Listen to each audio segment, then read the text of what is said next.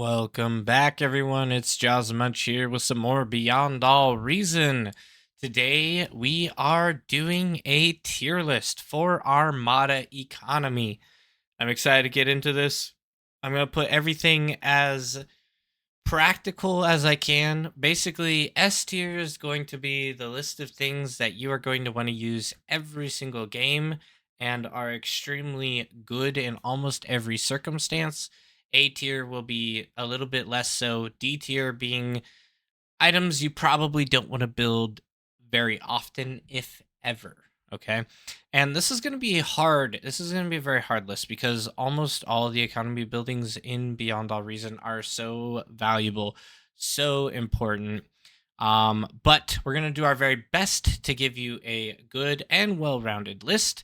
And I will be giving explanations for why I believe different items are in the lists that they are. So, starting off with the all so powerful wind turbine. The Armada wind turbine was the cheapest wind and exceptionally powerful for a very, very long time.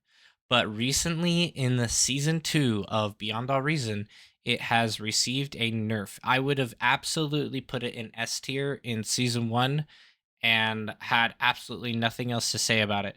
But right now, I think it is in a little bit more of a balanced position to be either A or B tier.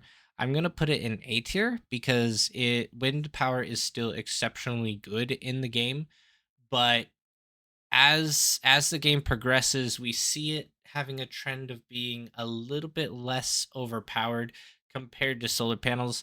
I'm not saying that solar is better at this point, but it will get there. I mean, they seem to be getting closer and closer together as time goes on. So we'll see as the game grows what will happen in the future.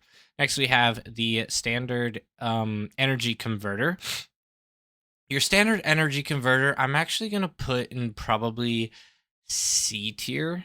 Um, just because of the amount of build power required and the amount of space that it takes to build it all.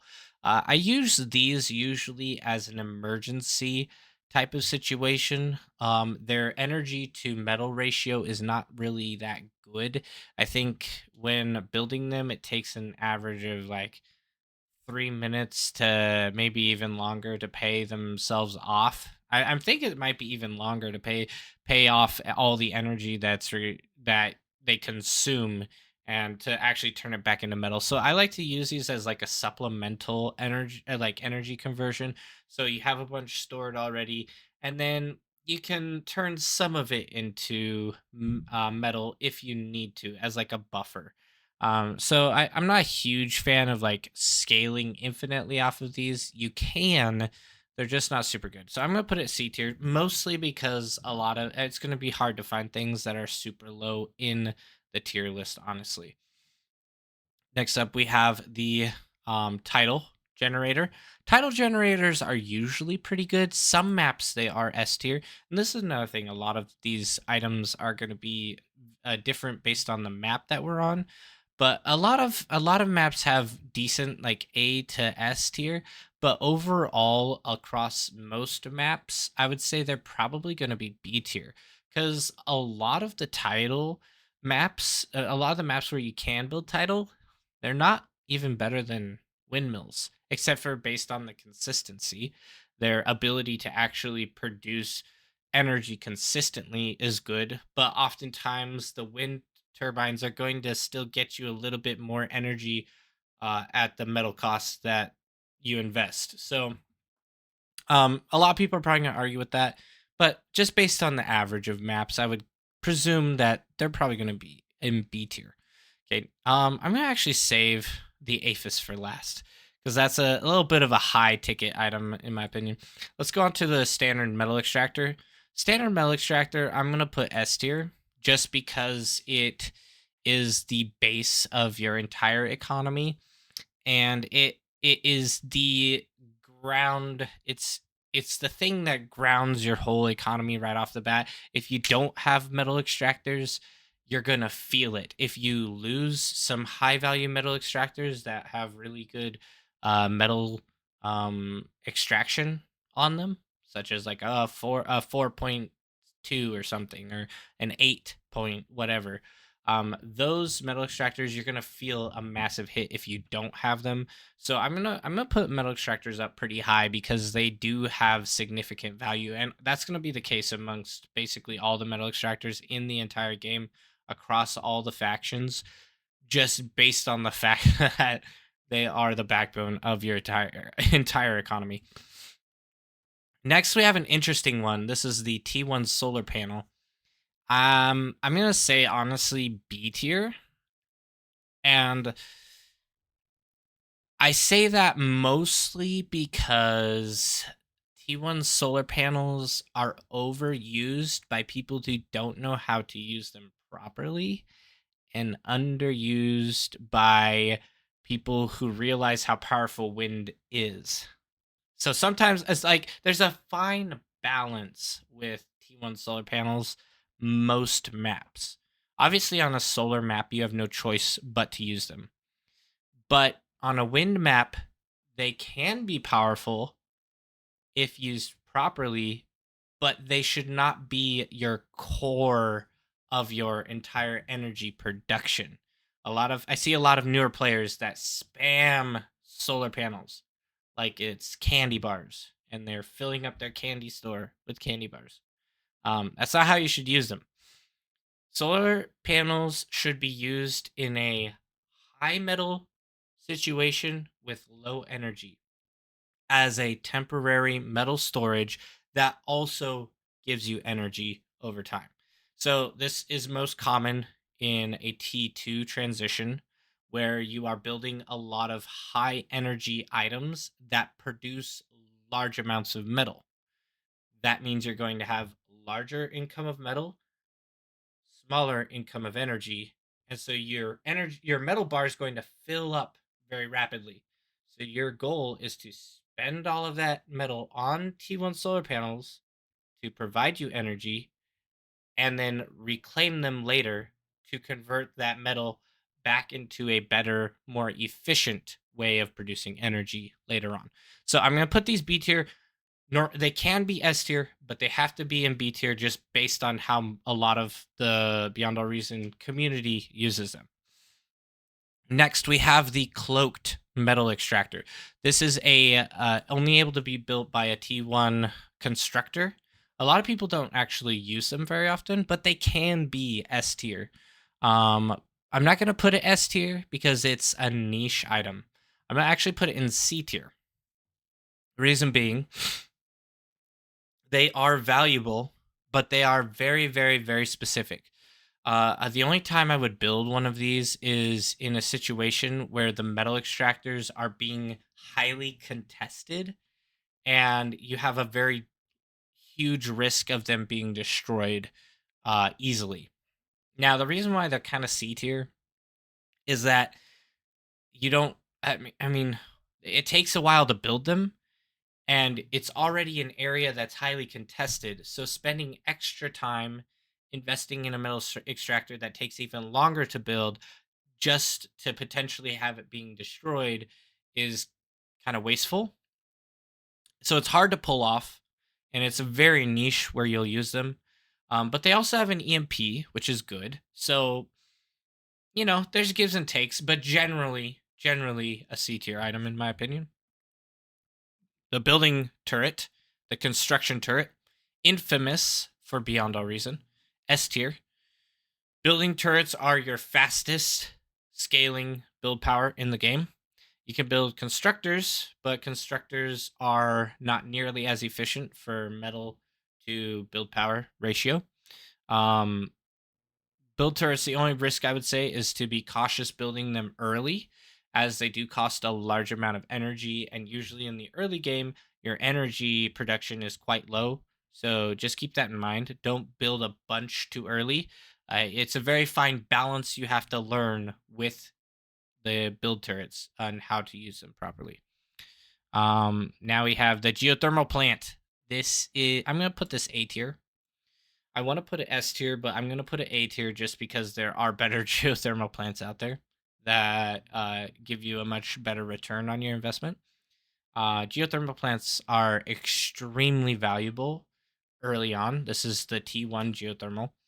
So you can build it as soon as you get a single T1 constructor. You can instantly build a geothermal plant. The only risk is that they do cost a lot of energy and a lot of metal. So if you invest in it too early, it can actually cause you to lose a game. You want to be very cautious when building them. They are very effective, but they are a large investment before you even see any return. So be cautious. Make sure you have your front line already fully like solidified and then produce your geothermal plant. Now we have the well, they're technically advanced solar panels. I think I kind of consider them a T2 solar panel, but that's only because there are no T2 solar panels. I honestly think that right now these are still in D tier. They recently got a little bit of a buff, but I'm gonna put it in D tier just because they are they cost a lot of energy. Solar panels overall just are very metal dense for low value. Um, and when you're reclaiming things, you get all of your metal value back, but you don't get any of your energy value back.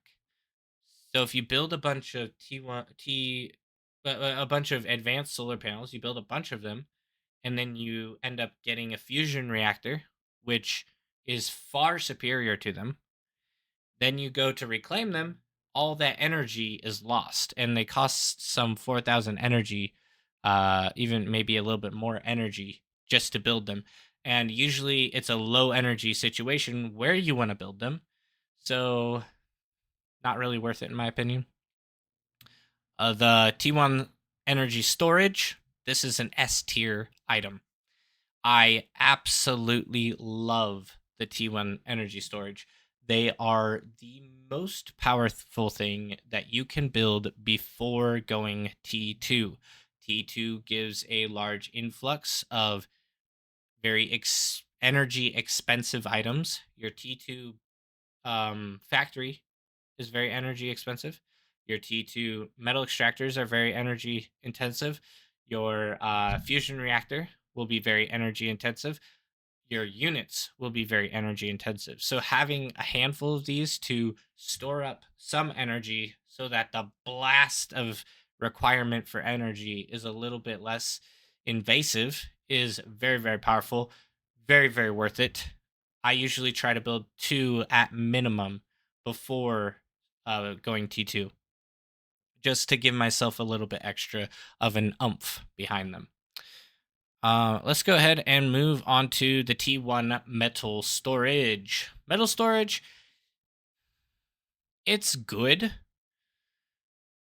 but you aren't getting too much from it. Like they're better. Okay, so here's the thing. With metal storage, they are better the better you are as a player. So, uh a pro if you have a pro Beyond All Reason player and they build a bunch of metal storage and all of the metal for the map overflows into their metal storage and they're able to spend it, they're going to make the most use out of it. It's even more valuable in a 1v1 situation, because any metal lost is metal just gone completely. But in an 8v8 or a 2v2, 3v3, whatever, any metal that's lost from your storage goes to your allies. So it's not quite as detrimental. And it's good to have because you want to try to retain as much value as possible. We'll just say it that way. You want to try to retain as much value as possible, but don't spam them. They don't provide any value except for retaining the metal you have. So the most common time I would build these is if you come into contact with a large quantity of wreckage and you haven't scaled your build power yet, you can build a metal storage really quick, store all that metal that you reclaimed from the wreckage, scale your build power, get your energy production in order, and then spend all that metal.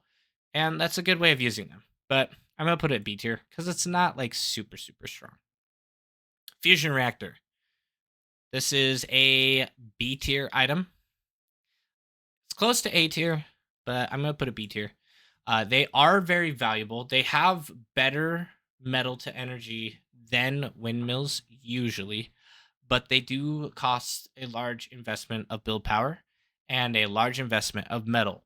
Sometimes building these can actually end your game if because it's 4,000 metal. It's a 4,000 metal investment along with like some 20,000 energy. So it's quite costly. But they are worth it if you have the metal you are able to spend. They you really need one of these in order to function properly as a T2. To pump out proper T2 units, you need a fusion reactor, at least one, if not two. But they are quite an investment, so you have to be cautious with them. The advanced geothermal plant is an S tier. Excuse me. The advanced geothermal is, I believe, the highest metal to energy ratio you can build. It is the top of the line best thing you can possibly build if you are low on energy. It has essentially the same amount as a fusion, but costs like one third the cost. They do explode massively though, so you have to be careful if you build them.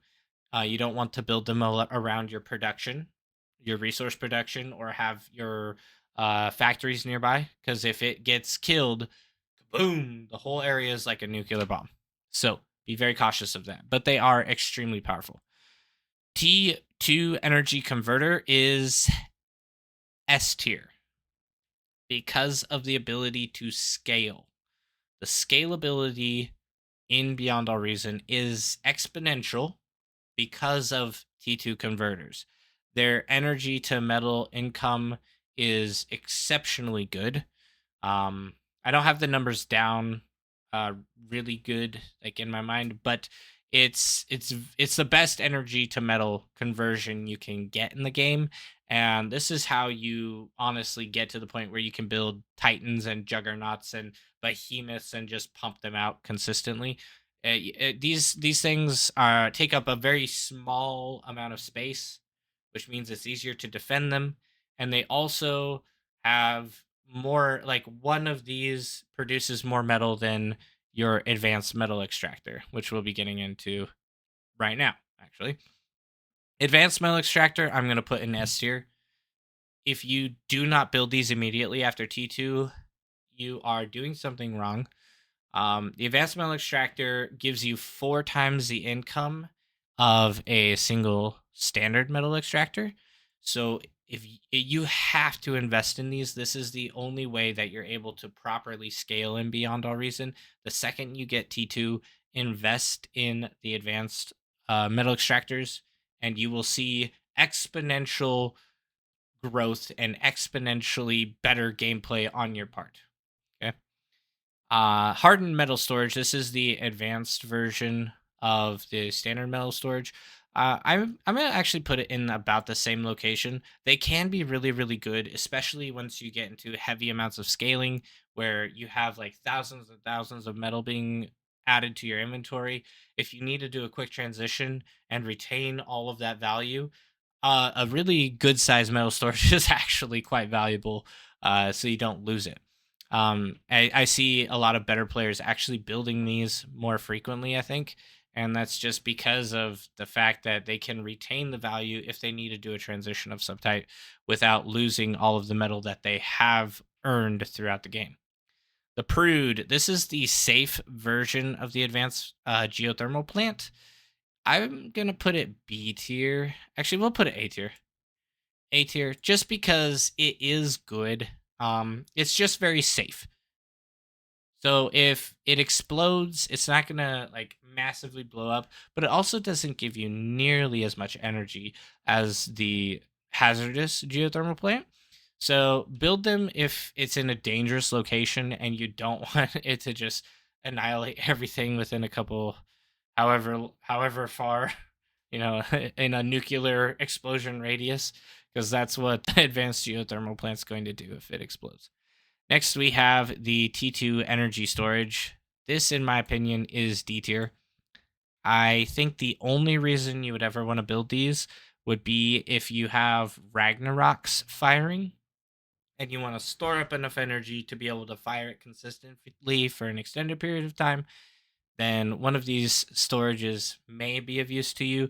But for the most part, just go with just let your scaling be your storage. I mean, it's very, very rare that you'll actually need to build one of these. And if you do, then leave a comment down below. Let me know why, because I have no idea why. Anyway, go ahead and we'll go ahead and move on to our last one, and that's the advanced fusion reactor. Sorry. The advanced fusion reactor is definitely S tier. It is the most common and most strong scaling economy building in Beyond All Reason. The energy conversion to APHIS is generally around four advanced converters to one advanced fusion reactor. 4 to 1, and you'll have a pretty close to what you need for energy conversion, and then 1 to 1 for your fusion reactors.